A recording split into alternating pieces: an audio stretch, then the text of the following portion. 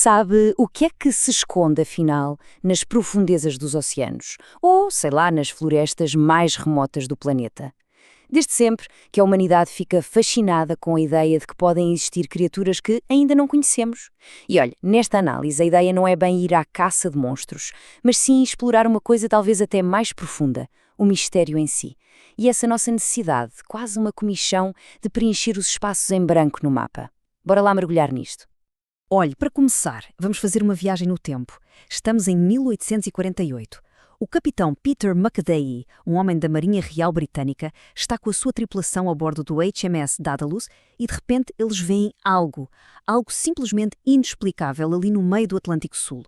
E atenção, não estamos a falar de um pescador qualquer cheio de superstições, estamos a falar de um oficial da Marinha. A descrição que ele fez, super detalhada e credível, de uma serpente marinha, deu de repente um peso, uma legitimidade a séculos de lendas. É exatamente este tipo de relato que mexe com a nossa imaginação e nos atira de cabeça para o meio do mistério. Então, o que é que alimenta esta busca? Que tipo de provas, entre aspas, é que existem? Bem, nesta primeira parte vamos espreitar algumas das peças mais curiosas deste puzzle da criptozoologia. E vamos começar lá embaixo, nas profundezas do oceano. Vamos a 1977. Uma tripulação de pesca japonesa ali ao largo da Nova Zelândia puxa da água uma coisa que não se parecia com nada que eles já tivessem visto. As fotos, os desenhos, o perfil daquilo faz lembrar, e não há como fugir, um plesiosauro, um daqueles répteis marinhos pré-históricos. Só que, e aqui é que dói, o capitão, por razões práticas, com medo de contaminar o resto do peixe, mandou deitar a carcaça de volta ao mar. É uma das grandes tragédias da criptozoologia, não é? O que é que se perdeu ali? Uma espécie nova, um verdadeiro fóssil vivo, ou seria só, como alguns dizem, a carcaça de um tubarão frado em decomposição? A pergunta, claro, continua no ar. E este mistério não fica só no mar, claro que não. Em terra firme as histórias são igualmente teimosas. Temos o Sasquatch, ou Bigfoot, lá nas florestas da América do Norte, o famoso Yeti, nos Himalaias, e até o Mokelembembe, que dizem ser uma espécie de dinossauro vivo nos pântanos do Congo. O mais fascinante nisto tudo é ver como as descrições são tão parecidas, vindas de povos que vivem a milhares de quilómetros de distância e não têm nada a ver uns com os outros culturalmente. É muito curioso. Ok, mas depois de todo este fascínio, temos de parar e pensar um bocado. Fazer uma análise mais crítica. Como é que a gente pode avaliar estas histórias tão extraordinárias? Agora, vamos virar a moeda e usar as ferramentas do ceticismo para olhar para isto tudo. E isto leva-nos a uma pergunta fundamental, que está por trás de todos estes relatos. Será que ver é mesmo querer?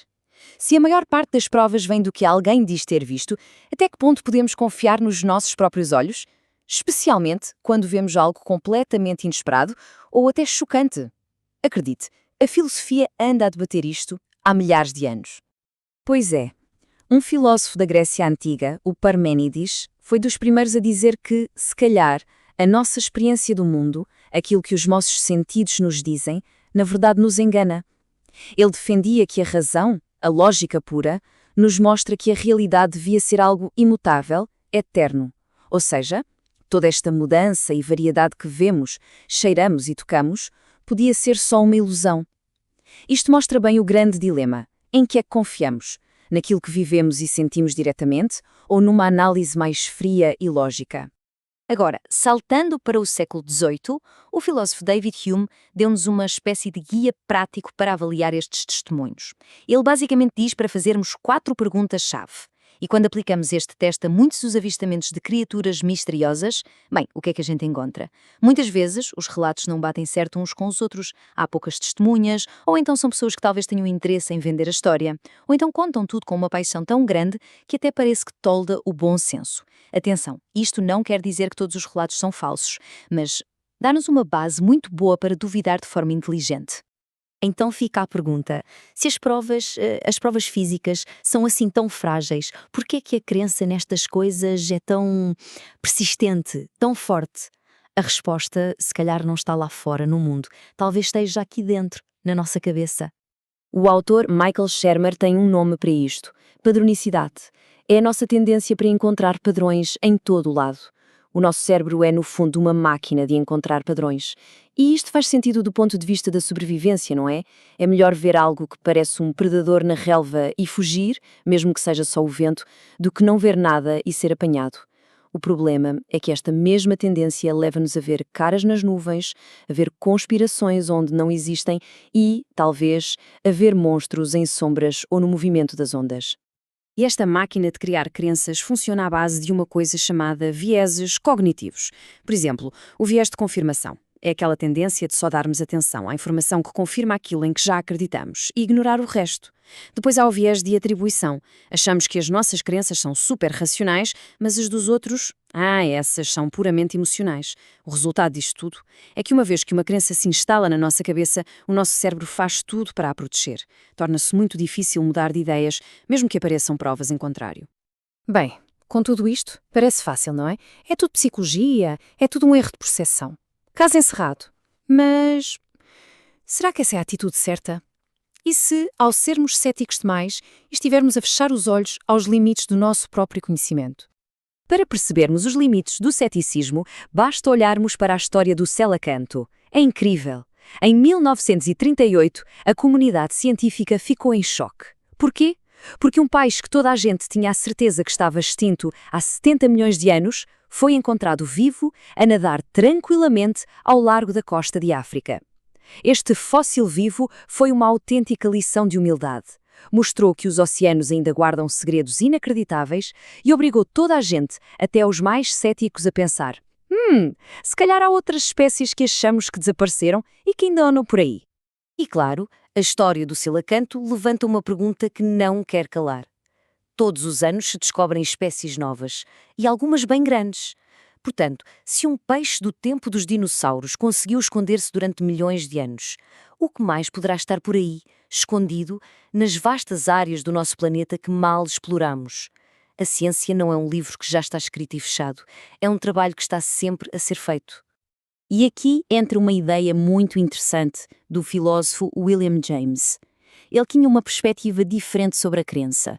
Para ele, o valor de uma crença não está só em se ela é factualmente correta, está também na sua utilidade. Pensemos nisto. Acreditar que é possível descobrir algo novo é precisamente o que move os exploradores e os cientistas. Sem essa crença, ninguém ia a lado nenhum. Visto assim, acreditar no desconhecido não é só uma fantasia, é na verdade um motor que nos leva a explorar. E é isto que nos traz à nossa última parte. Se calhar, no fim de contas, esta busca por monstros não é sobre encontrar animais. Se calhar, é sobre o valor do próprio mistério. No livro Admirável Mundo Novo, o Aldous Huxley imaginou um mundo perfeito, estável, feliz. Um mundo sem dor, sem luta e, mais importante para a nossa conversa, sem mistério. A citação que vemos sugere que, num mundo assim, onde tudo é conhecido e confortável, perde-se algo essencial. A felicidade, ali, nunca é grandiosa. Porquê? Porque não há desafios, não há nada para superar. No fundo, a escolha é entre dois tipos de mundo. De um lado, temos um mundo com espaços em branco no mapa, um mundo que nos desafia a explorar, a perguntar. A simples possibilidade, por mais pequena que seja, de encontrar um Selacanto ou um Mukelembembe, isso alimenta a nossa curiosidade. Do outro lado, um mundo sem mistério seria parado, estático. A verdade é que a luta contra o desconhecido é o que define muito do progresso humano. A busca, por si só, já tem valor. Encontremos o monstro ou não? E por isso, terminamos com esta pergunta para reflexão.